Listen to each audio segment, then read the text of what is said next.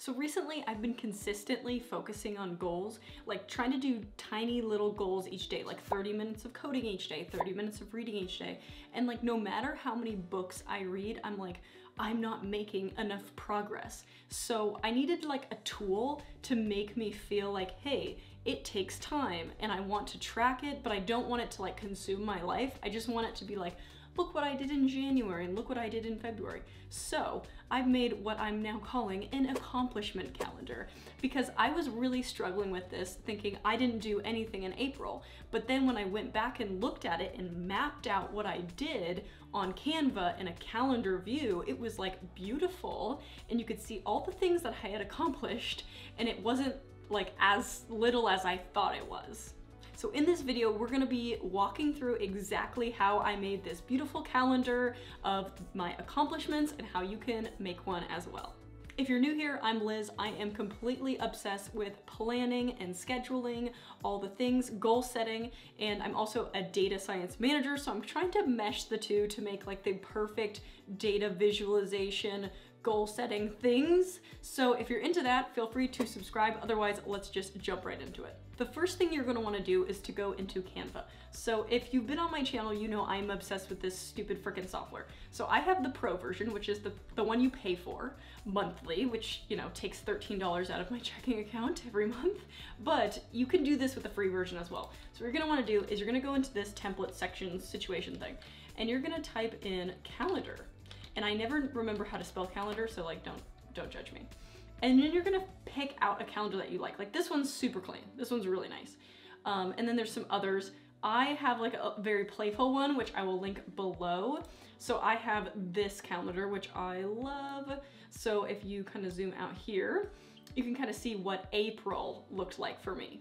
Now that you've picked a template and you have an idea of what you kind of want your visual to look like, you can play with the colors, you know, go on the internet, find some color palettes you like. Now it's kind of decide, what do you want to track? Because this isn't meant for habit tracking, okay? You're not going to want to check off boxes every day. That is a completely separate thing that we're tracking on the side. This is more visualization. You're going to come in here and be like, wow, I'm proud of myself, and then go take yourself to Starbucks and get like a venti pink drink. That is what this is for. This is to make you feel good. You are performing, because the mundane tasks every day that you track can get kind of boring and it can kind of feel like you're not progressing. So this is to kind of like track big things. So you're not gonna wanna track, okay, I read 30 minutes a day. You're gonna track like what books you finished. Now you could put the actual book there, but I just wanted to keep mine all consistent, see how they all kind of have the same vibe. So try to think about what you wanna track. So for example, I track the books that I finish. I also track my YouTube posting. So if I post a YouTube video, I consider that like each video I do is like a mini project to me. It's like a child to me. So I wanna track my children. And then I have like, anytime I start like this, I started a Skillshare class. So that to me was like a monumental moment where I was like, yes, I'm starting, I'm filming, I'm doing things. And then I also track the end date. So I do start date and end date for big projects. YouTube videos, I'm not gonna track the start and end date, I'm just gonna do when it's posted. Then like this one was a coding challenge. So if you have like a diet challenge or a fitness challenge, if you finish it, like this, I finished my 100 days of code, like I wanted to document that. And then here, when I got like a big affiliate sponsorship, I was like, yes, I wanna track that too. Or any courses like this, I took like Ali Abdaal's course, YouTube Academy course. Or if you start a new job, like that was monumental as well. Like April, we did good things.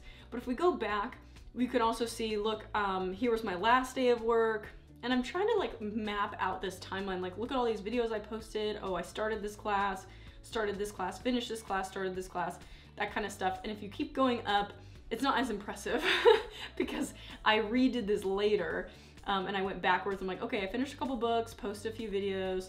And so you can kind of see consistently wise, you could see when did I start things, when did I finish big things, and then you can kind of go back and be like, wow, I accomplished a lot. And I also do projections. Like I think I'm gonna finish my Skillshare course sometime next week, but I'm not entirely sure.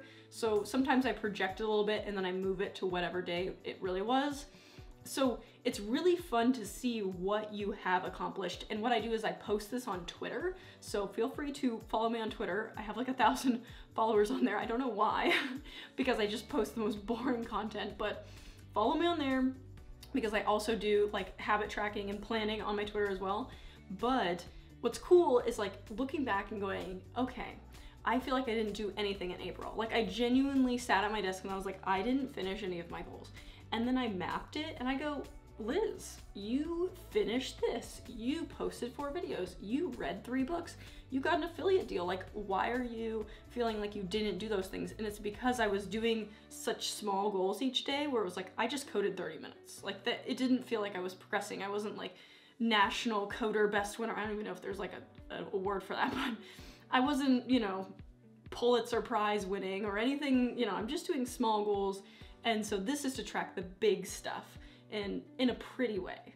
Now, if you want cool icons, you can actually do it 2 different ways. You can go into Elements and type things like a target symbol, and you know, that's like my go-to goal symbol, and click that, and then it pops up, and then you can drag and resize. But I also like to use this site called flaticon.com because I want all my icons to look very similar. So I will, if I have like, I type in like read.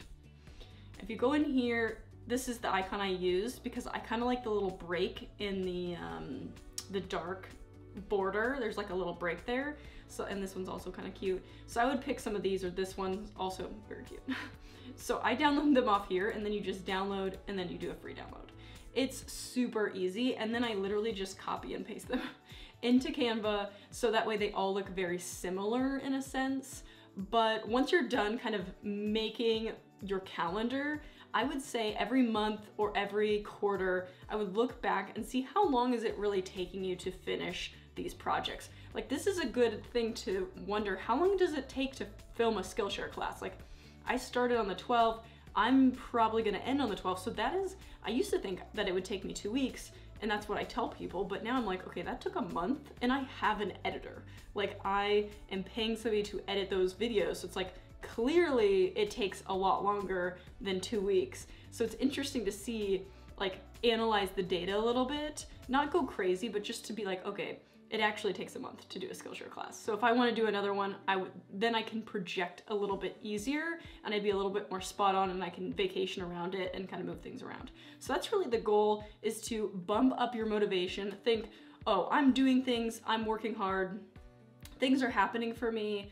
And it's really cool to look back. So in April of next year, it's gonna be really cool to be like, what was I doing April of 2022? And then I'll be like, wow, I did a lot, or I'd be like, wow, that wasn't a lot. So it's gonna be very interesting a year from now. So you're kind of setting yourself up for, you know, your future self, and seeing kind of like where it all started and documenting your progress. Like it's very cool to have this later on in life. So I hope you liked this accomplishment calendar technique. The other technique that I use a lot is the semester technique, or the fake semester technique, where I literally make a fake semester for myself as an adult in the workforce, just to kind of spark that curiosity and excitement and learning. So if you're interested in that, I will link it here. Otherwise, I will see you guys next time.